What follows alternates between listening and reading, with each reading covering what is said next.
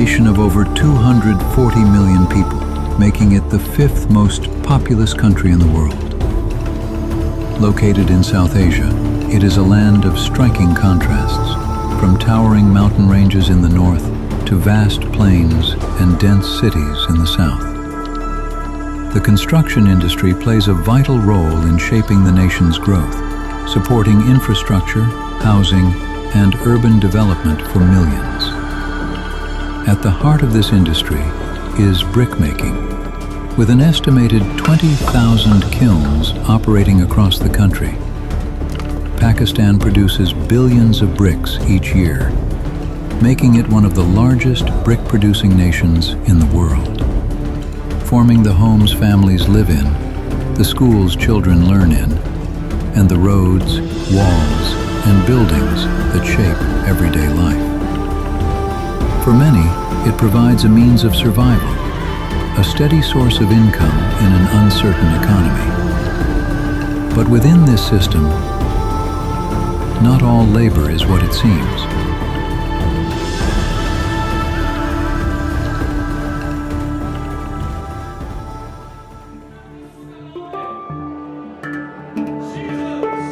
I came to know about the issue of slavery in Pakistan a few years ago.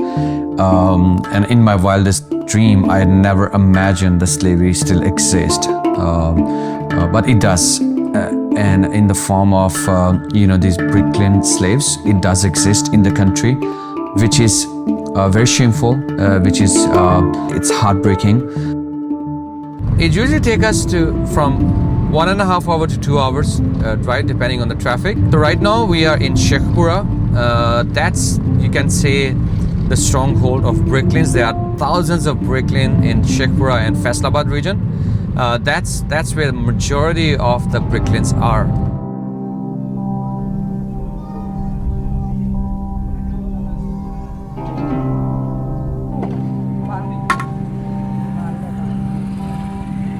And if you can see the families who have been stuck in this bricklaying for, this old lady, she has been working here 25 years, and now she is so weak to the point that she can't even work 8 to 10 hours a day, but she still has to work. So that's the kind of miserable conditions that you will see on the bricklaying. For many working in the kilns, income is not measured by time, but by output. Families are paid per 1,000 bricks produced, often earning only a small amount for hours of labor. To make enough to survive, they must meet daily targets, working continuously under intense heat and physical strain. And even when those targets are met, what they earn is often barely enough to cover daily needs. With few alternatives, many remain in this work for years, knowing no other trade and having no clear way out. For most, this is not just a job. It is the only life they have ever known. Asamusi, kitna कर्ज है? मेरा 31. He has a debt of 1,30,000, which is roughly about $500. आप कितने सालों से इधर हैं? मैंने 10-12 साल हो गए. He has been stuck here for last 12 years. His wife is working there. She has been simmering. She just had an operation and she still have a lot of pain, but she still have to work. She cannot take leave.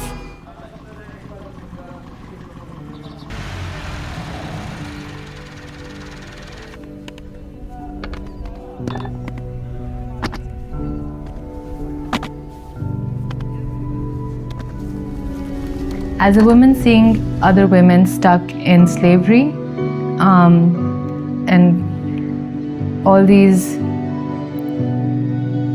forms of abuse that they face, they have nobody to talk to. They have nobody who's going to listen. And it's heartbreaking. I mean, we've heard stories where they've been sexually abused as well. And so just even thinking about the fact that they have to live in the same place after it happens, there's no escape for them. So it's really hard to imagine. So sorry. Tissue? Yeah.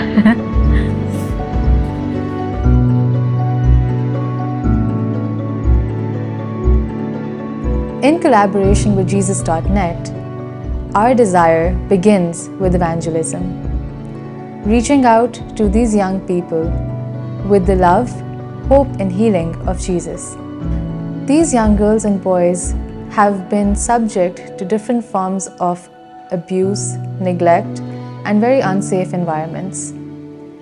But despite this, while talking to them, we managed to hear stories of some young people who actually finished their high school while still working on the kilns.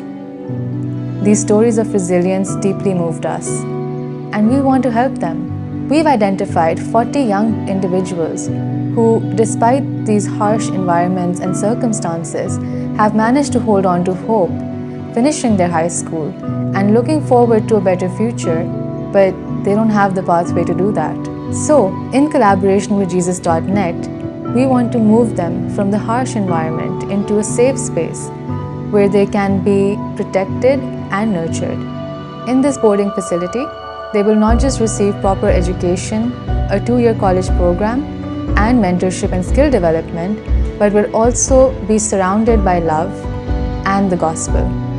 Through this initiative, we want to help them rediscover their identity, not based on what they've been through or the circumstances that they were born into, but instead their identity as children of God, and help them believe that they have the opportunity to live a different life than the one their parents have lived. And not just that, but help their family and others like them to break out of this cycle of poverty. By investing into these young people, we're not just changing individual lives, we're breaking the cycles of generational poverty, exploitation, and hopelessness for future generations to come. Together with Jesus.net, we aim to create a generation of young leaders who will be spiritually grounded, emotionally healed, and professionally equipped to be able to bring about lasting change within their families and in the brick-kiln communities. There are 3 major problems. In a year, 3 months, the bricklins are off because of the rain. They cannot make bricks. So for 3 months, they have to take loan every year. That's one. Second is the bills. There are many months they are not able to pay the bills, and then they have to take loan. 3 months they have to take loan. To pay the bill, they have to take loan. And then when they want to marry their children, they don't have enough. So again, they take loan. So that's how they give them back, but then they have to take more. So it's never ending. And of course, on top of all is the interest. So that's the cycle they have been stuck for years and years and years. Muskan, umar pata hai kitni hai? She's Muskan. She doesn't even know her age. She's probably 6 or 7 years old. And she started working, I think, 2 years ago. Muskan, आप school जाना चाहते हो? हैं? School क्यों नहीं जाना? हैं? She doesn't want to go to school because her family doesn't have money. So she wants to work. I have been living in Pakistan for the past 15 years, since 2011. And I work in the education sector, from teaching to managing schools. So I've been heavily involved in the education sector. I first visited the brick kiln in 2023. And I think it is the children that really gripped my heart, because many of these children were not given the opportunity to attend school. Very few of them do.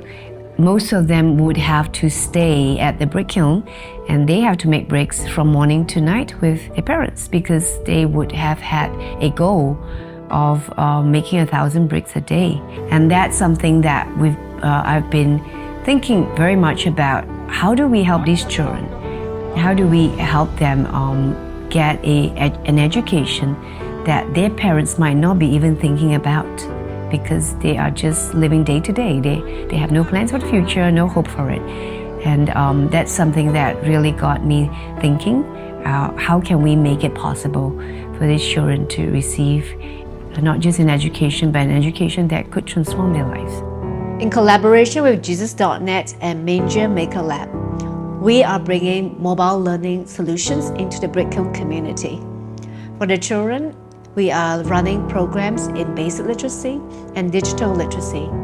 We're very excited to bring technology into these brick kilns to be able to help children work comfortably with technology such as Chromebooks and Maker tools. For the youths, we are very focused on equipping them with vocational skills such as IT and technical trades. We hope that through these skills, they will be able to provide for their families and break out of the poverty cycle. We're very hopeful that some of these youths might even become entrepreneurs who will contribute positively to society.